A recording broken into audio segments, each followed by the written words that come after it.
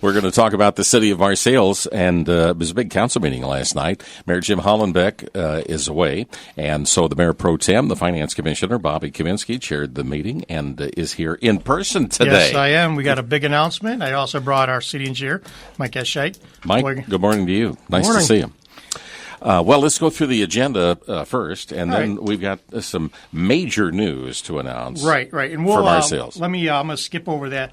What we put on file, okay. And I'm going to talk about the whole council meeting, and then we'll fall back to placing a resolution for annexation agreement that we put on file. So our bi-monthly expense reports was $108,053.30. Our bi-weekly payroll was $90,295. Commissioner Smalls wasn't at our meeting. She had a family engagement. I think her daughter's in some big tournament for volleyball. But she wanted me to talk about the Halloween stuff. So Halloween hours for Marseilles are going to be 5 to 7. And then we're also going to have a trunk and treat from 1:30 to 3:30 in Lincoln Street if you want it on October 26th. And then we're also going to be carving pumpkins at Knutson Park from 4 to 6.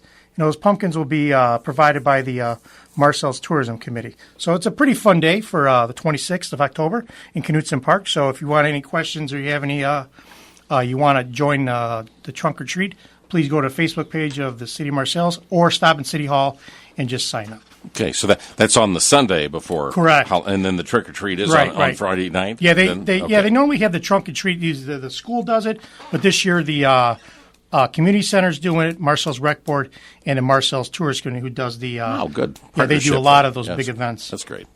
On department reports, we did bid openings to replace the Lincoln Street curb replacement and resurfacing. So Mike, I'm going to talk over you, but we had an estimate of $252,265. We had two bids, Universal Asphalt and Advanced Asphalt.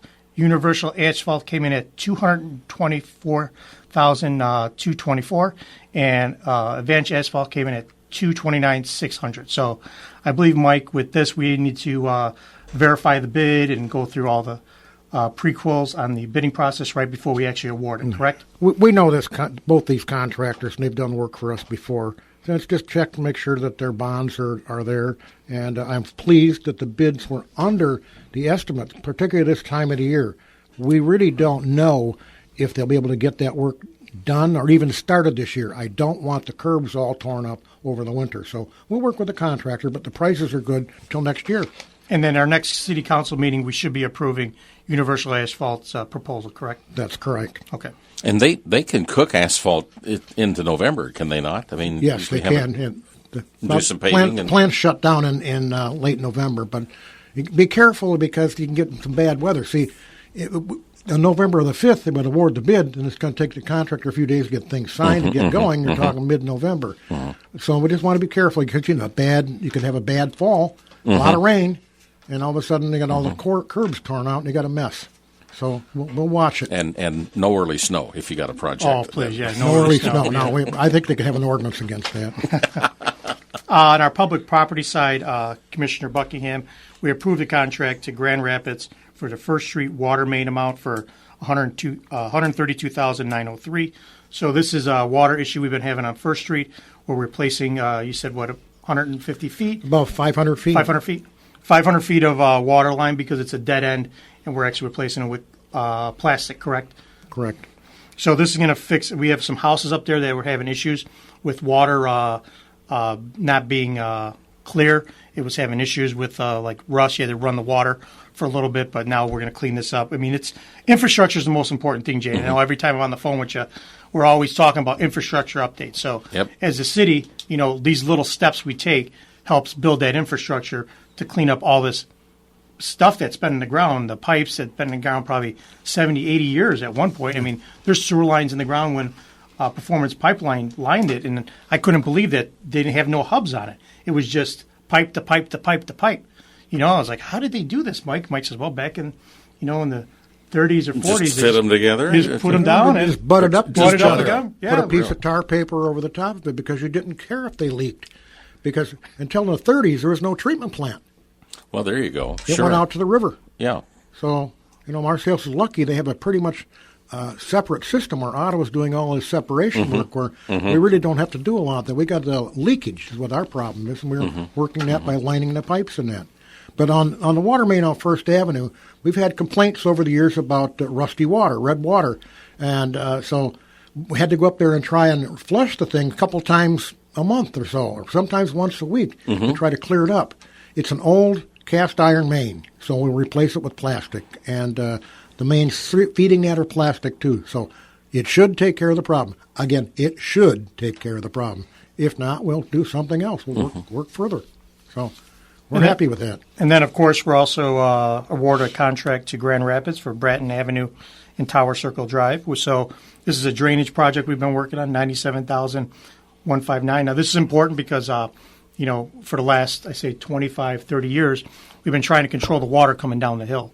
So we're building additional storage to hold that water. So Commissioner Buckingham, about 15 years ago or 7 years ago, I can't remember when he bought that property. He bought property up that was in a tax sale that now we're going to utilize to put a retention pond to hold the water down. So it'll trickle it down instead of flushing it down Rutland Street. Because at one point, Mike was saying in our city council meeting yesterday is that, at one point we had Rutland Street look like a river. Because it does come down the street right away and then rolls right into Main Street. There's been some times when, that parking lot at DNS was just, all the water was just coming down there. We've had times when a wall of water has gone into the liquor store on the corner. Right. And so this, we've done some already with Philibrown Street to put a detention pond up there, but this is more to try to hold more of that water back so we can alleviate that problem. Yeah, Marcel's has got the unique challenge because you got that sharp bluff right there. Yes. Yeah. Right. The whole north end of town is up there. Correct. Yeah. And water always runs downhill. Yeah. Imagine that. Yeah, we've tried for years to do something else, but it doesn't work. Well, also, too, we have farmland, south of town, and it's when they put the tile in the ground, tile comes to the ditch comes right down to the river. Everything flows down to the main street of Marseilles. So we're trying to get ahead of it. So that is basically our with Commissioner Buckingham, we also want to talk about our pickup days. So in total, we did 6 dumpsters, which cost the city $27.41. That's down from last year. We did, like you said, 2 additional ones last year. So it's not bad. I'm surprised we didn't do a lot. Normally this is a big thing for pickup days. They love bringing stuff down, but 6 dumpsters wasn't that bad. So we continue to do this every year, and hopefully going forward helps clean up the town, get rid of stuff on people's front porches, inside their houses. It's a benefit for the city. I think as we do it every year, we see a little bit less every year because people have cleaned things up. Yeah, and it's an available project for them. The year we don't do it, then the next year we get swamped. Well, hopefully, every year then. Every year, right. It's smaller and smaller. Commissioner Buckingham is really hot on that one to get that done. I like it. It cleans up. It helps people get stuff out of their basements and their houses. Yeah. Other big announcements we have today is that we placed a resolution authorizing an annexation agreement to be on file for Constellation Energy LLC and Everett Creek Land Company LLC on file. So what we did is that we voted to put this on file for public view. It's an annexation agreement for the city of Marseilles. We're going to have a public meeting on November 5th, 2025 at 4 p.m., where everybody come down at 4 o'clock and talk to Constellation and run through the annexation agreement. It will be in the paper on, I think, this weekend. It gets published. The 18th. On 18th. And then also, too, this annexation agreement, and Mike, you want to run through the summary of agreement terms. Okay. How many acres so far, Mike, they have coming in the city? They're bringing in 715 acres into the city. Wow. That they've acquired out there. Some of the big things for the city is they've agreed to give the city money. First year, $3 million. Second year, $3 million. Third year, $2 million. The fourth and fifth year, $1 million each of those years. And on top of that, when the thing gets rolling, we don't know, and I'm saying we don't know exactly what they're going to do out there. We have an idea. People have gotten to give us heat about that. But anything, the first $2.5 million of property taxes we keep, they get anything over that, a rebate. That increases 3% every year compounded. Utility taxes, We keep the first $5 million of utility taxes.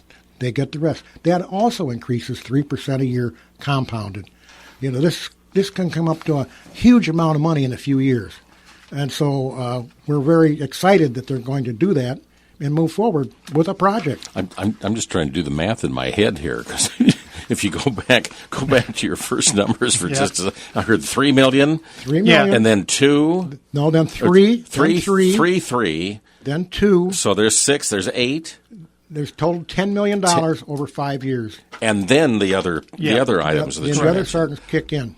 Right. And that's a lot of money. And you got to remember, too, Jay, is that, the subdivision that was there that they were buying property of, that subdivision, what year did that subdivision go in, Mike? That was done about 95, 96, 97 in there, and it was basically a failed subdivision. That was going to be our Heritage Harbor, correct? They had it all laid out. It's going to be 1,400 lots. And remind everybody where this is geographically now. So it's south of the river. South of the river. Right next to Seneca. Right. And east of the park. Right. Yes. About a couple of miles east of the park. All right. Closer to Seneca than to Marseilles. Right next to Springbrook Marina. Because there's that, if you're coming down the hill from the National Guard there's that one road that cuts due north. Is that about where we're talking? No, it's east of there. East of there, even? Okay. Yeah. I don't know if you've ever been out that way. There's a big water tower out there. It's got Marseilles on it. Okay. That's the area. Correct. So on Outriver Road then. Yeah. Yes. River Road. A little bit. Yes. And there's water and sewer out there already. Big It was plant. built for 1,400 lots. I remember when all that got started. And our biggest struggle was always keeping that water plant current and up to date. New second well, updating the aerators, taking the aerators down. I mean, when you have a plant built that big and you have only 40 homes utilizing it, it becomes a resource that you try to say, how could we use this resource to actually expand that area to get more homes, or what do we do with the resource that's too big? So for us, that was a major downfall with this, is trying to understand how we manage that resource, because it is a great resource and it's going to be ours still. We still provide water and sewer to the National Guard. We did that how many years ago, Mike, did we run that pipe? About 25, about the same time we did. I was going to say, this is going on 30 years when Right. A lot the of developers this got came in and we're going to do 1,400 lots. And then also the National Guard was looking for water and sewer, so we made an agreement with them to put it all together. And then the thing they wanted to do it as a TIF, the developers did, and it got tangled up in court. And as it went on for several years, and that finally the developers lost interest and walked away. So we were set with about the first 180 lots with about 35 or 40 of them occupied. And just kind of sitting there, then not going anywhere, not happening, and the developers were gone. Luckily, they pledged to pay for the bonds over a 20-year period, which they did. They were very faithful in making those payments. So that didn't come out of the taxpayer's pocket. They paid for that. But there we are. We're sitting there with a water tower, sewer treatment plant, and nothing going on. So this has come along. It's going to. So what are their plans then? We think to do. They have not, but they've not been specific. We think it could be a data center, but they have, and that's what the city's gotten all this grief about. Is what's going on? You know what's going on. This is a multi-billion-dollar corporation. They'll tell you what they want you to know when you want to know it, and not before. So, we think that's what they will do. And Constellation is what we all knew as ComEd out there at the power station. And the other thing, too, is, Constellation's been very, very great with us. We're going forward, and they want to make sure that everything is explained and understood by every commissioner. So a few months ago, we all met with Constellation to go over this original agreement before the attorneys get in and they do whatever they're going to do. And we all met with the Constellation group at Christina's office. We also got another schedule to meet with them on October 23rd. Again, all commissioners and mayor will have the opportunity to meet with our corporate counsel and Constellation to go over this agreement, even though it's on file, to make sure you comprehend and understand exactly what you're voting on for our meeting on November 5th. So, and so what their constituents come up to them and ask them things about it, that they can explain to them, well, this is what this is about. Mm-hmm. The whole idea is public information. right, and you want to be transparent with this. And you want to be able to make sure you're educated enough to understand what you're voting on to make sure your constituents understand what you're doing. Let's be clear about this. When we came in and met with the attorney and Constellation, it was one or two council members at a time. So it's not a public-private meeting. It was. Oh, yeah, because you don't want to get into the open meetings act. We did now get into the open meeting right. act, but they were all invited at a particular time to come in and sit down and go over where we were then. Mm-hmm. Right, you could ask the questions. I mean, I get it. I asked a lot of questions when we sat down with them, Mike and I. So we're in the public notice period right Correct. now? Yes, that should be in the paper, I think, Saturday. And then is it up on the city website too? Is that another place you posted at some point or another? I'm not sure if Amanda's got it yet, or has it. I'm not sure if she Well, the annexation agreement itself is 128 pages. It's a big PDF. Yeah. Oh, yeah. But, I mean, the notice in that, I'm sure she'll have up. Okay. Yeah. Yeah. Yeah, we have copies at Right. City Hall if somebody wants to come. And then your public hearing is set for November 5th November 5th. at 4 p.m. Okay. 4 p.m. At the new City Hall. All right. We understand that there'll be about probably 8 or 10 representatives of Constellation there to meet. So that'll be ahead of your regular council meeting. Right. Correct. Right. All right.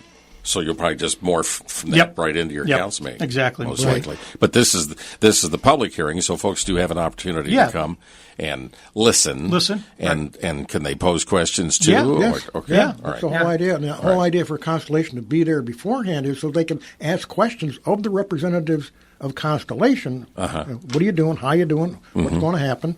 We're hoping to have a bunch of pretty pictures and maps.